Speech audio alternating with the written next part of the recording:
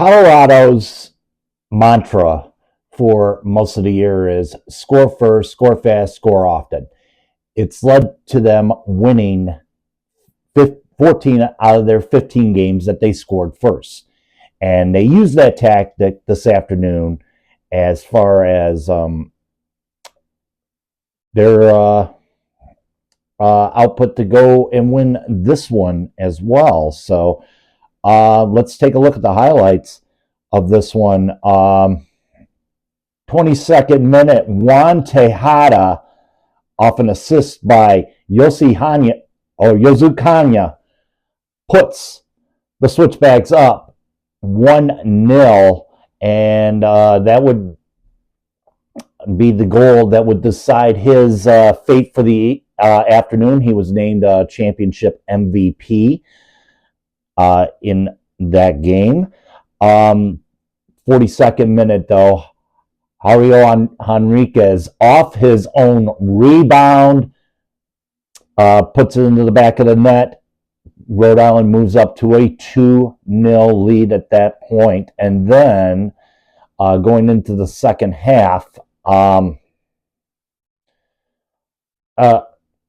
this was sick. This was sick. Ronaldo Damas streaking down the field by himself, puts it in the back of the net behind Koki Vegas. That was it, folks. 3-0 to the Colorado Springs Switchbacks. They are your 2023 or 2024 USL Championship winners. Dominating performance at Widener Field this afternoon. Let's look at the stats going into this match. Domination all the way around for Colorado Springs. 55% possession to 45, 13 shots, 5 on target, 3 big chances, 1 miss. Look at the shot chart there. 3 block shots, including that, or they defended 3 block shots. Rhode Island's was 2. But yeah, 5 shots off target, 5 shots on target for Colorado Springs, 5 shots off target, and 2 on target for Rhode Island. And Christian Herrera was on top of it as well. Here he is, a couple saves from him today, earning the clean sheet for Colorado Springs. So, as I mentioned, the folks who you seen it live on CBS, Colorado Springs win the championship, their 10th year in existence. One of the model franchises in the USL Championship, and props to them as far as that goes. A great victory by them today, and needless to say, it was just a total dominating performance today by this squad.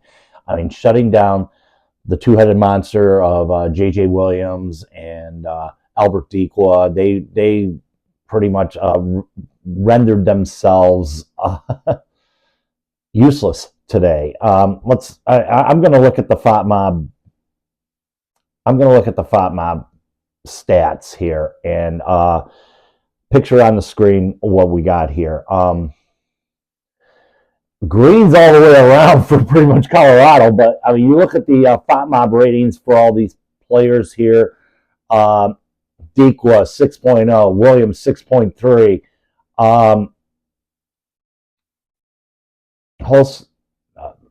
Fusion was more of a defensive back according to this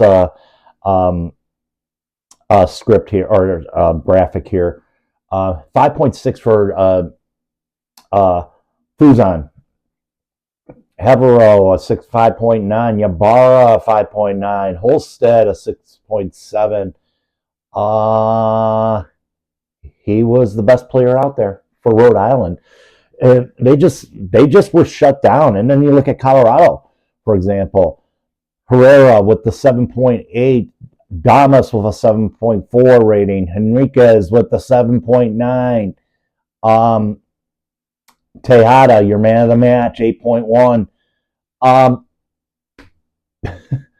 Total dominating performance today by the Colorado Springs Switchbacks, and a well-earned and deserving of winning the USL Championship trophy there. So, I mean, you look at the season in hand for these guys, and let's go right back to March. Starting in March, it was tough sailing for them. Very much tough sailing. First game of the year, they lose to Detroit City by a score of 2-1 at home. Then San Antonio upends them by a score of 2-0.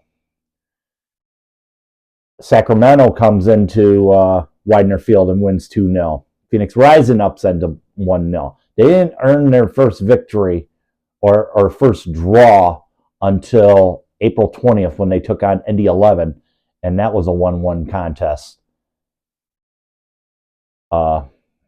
in full time. Damu scored a goal there. In fact, their first goal this year was scored by Mahoney against Detroit City FC. That was their first goal. They only scored 2 goals in their first 5 matches of the year. Get their first win over Oakland Roots on the 27th of April. Then they beat El Paso by a score of 2-0. Hartford Athletic came in. They beat on the road 2-0. And then on May 17th, they defeated the same Rhode Island squad by a score of 3-1. So right after losing 4 out of their first 5 games, they wound up winning 5 in a row and kept that ball rolling and into a consistent playoff team, or I was going to, winning 6 games in a row to win this championship at the end. So they figured things out from an early setback and turned it around and ended up becoming champions. So great job done, well done for Colorado for earning their first ever USL championship trophy. And props to Rhode Island. A great season by them. Finished in 5th overall or in the Eastern Conference. And this was a team, and I said it earlier, how can you get by on 15 draws? Well, the thing was on that, you can get by on 15 draws. That's because you held the defense to as many goals as you scored.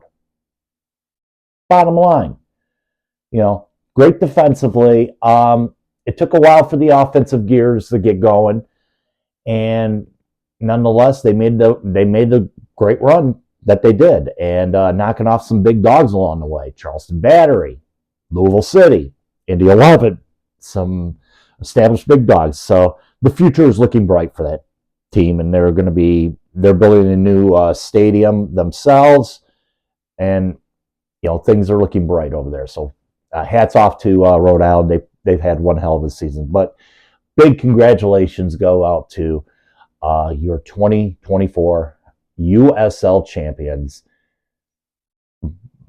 That would be the Colorado Springs Switchbacks. And that is it, and that is all for After Hours for this year. So we're going to take about a month break. We'll be back with you tentatively looking at January 4th. So that will be the first Detroit City FC Women's MASL